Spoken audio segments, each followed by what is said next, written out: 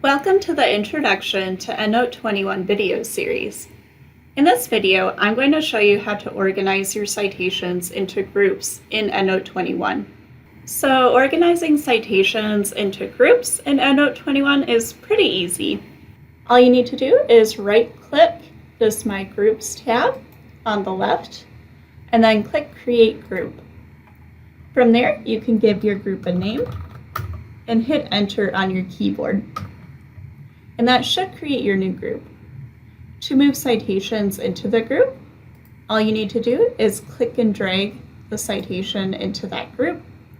If you'd like to select multiple citations at once, you can hold down the Control key on your keyboard and click to select the citations you would like to move over.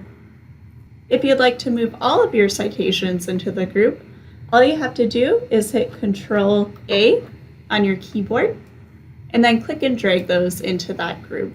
This will make it so that your citations are accessible both in this folder or in All References, which shows all of the citations available in your EndNote 21 library. If you would like to remove a citation from your group, you can simply click on the group to go to it, and then right-click the citation you would like to remove. From there, you can click the option for Remove References from Group, and then click Delete. Now what this will do is it'll remove that citation from that group, but the citation will still be available in your All References folder. Thanks for watching.